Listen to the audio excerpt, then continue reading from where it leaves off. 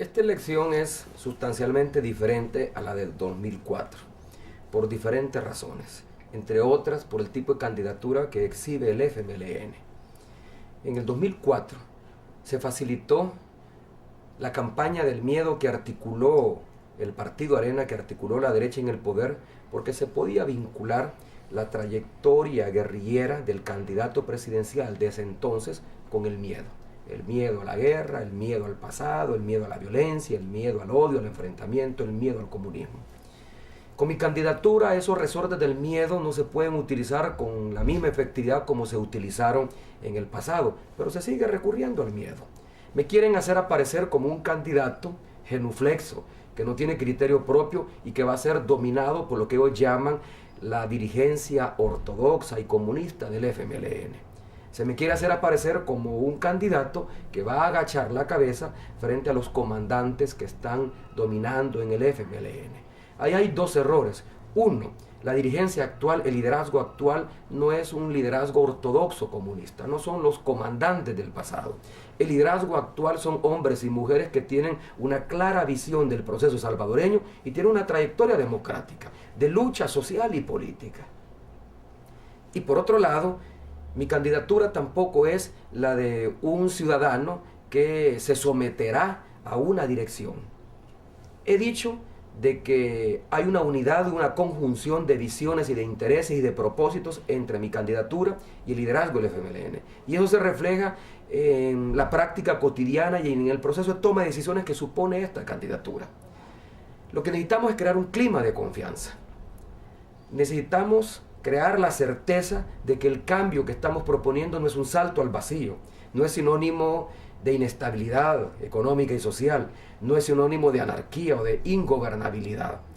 Necesitamos convencer a la población, especialmente a los indecisos, de que el cambio que estamos proponiendo es sinónimo de bienestar, es darle el derecho a la población salvadoreña a ser feliz, a tener acceso a mejores niveles de vida, a salud, a educación, a vivienda, a seguridad previsional, a que puede vivir en una sociedad donde se reduzcan considerablemente los niveles de delincuencia. Ese es el cambio que estamos proponiendo. El debate actual no es entre socialismo o capitalismo, es entre democracia, que es la que representamos nosotros, un proyecto democrático de cambios, o autoritarismo, que es la forma en que la derecha ha ejercido el poder todos estos años.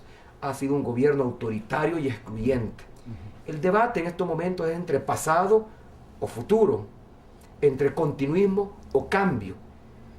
De parte de los Estados Unidos hemos tenido la promesa del subsecretario adjunto para asuntos hemisféricos, el señor Thomas Shannon, en el sentido de que las relaciones tienen que ser entre gobiernos, no de gobiernos a partidos. Ellos han dicho claramente, me lo han dicho a mí como candidato, se lo han dicho a la dirigencia del FMLN, se lo han dicho a los salvadoreños que viven en los Estados Unidos. No habrá intervención en estas elecciones. No vamos a formar parte de la estrategia de miedo de la derecha como se hizo en el pasado. Respetaremos al gobierno y trabajaremos con el gobierno que resulte legítimamente elegido en las elecciones de marzo próximo, independientemente del partido que sea. Ya esta declaración marca una actitud diferente que nosotros esperamos de la administración estadounidense, sea la administración que sea del partido que gane las elecciones de noviembre próximo.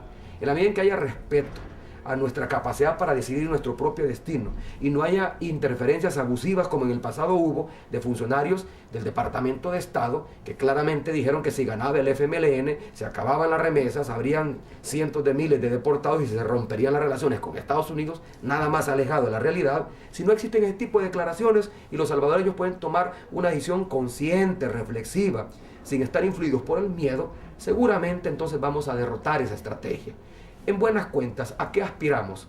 A llevar confianza y certidumbre a aquellos que todavía no han tomado una decisión y que deben de identificar que el cambio que el país necesita es sinónimo de bienestar, es sinónimo de felicidad y no sinónimo de anarquía o de desorden.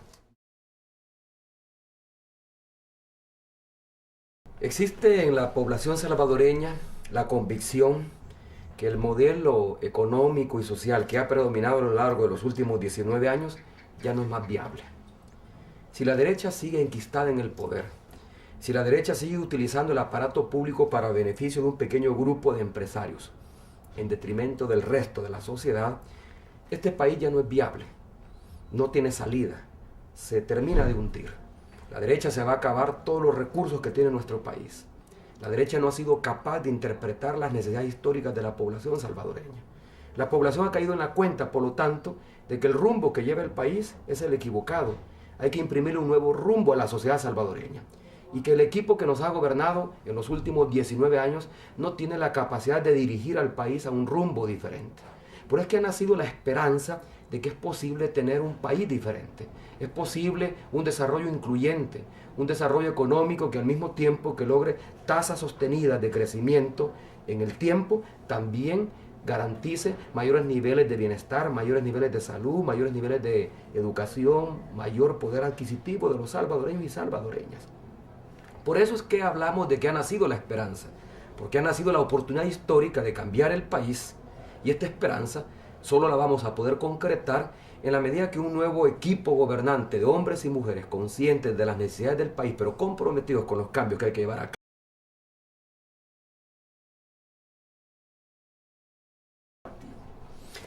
Yo ejercí el periodismo durante más de 21 años y conocí al FMLN detrás de la barrera, del otro lado de la barrera, como un periodista acucioso que buscaba información y que una de las fuerzas políticas más importantes que ha tenido el país, como es el FMLN, me la podía proporcionar.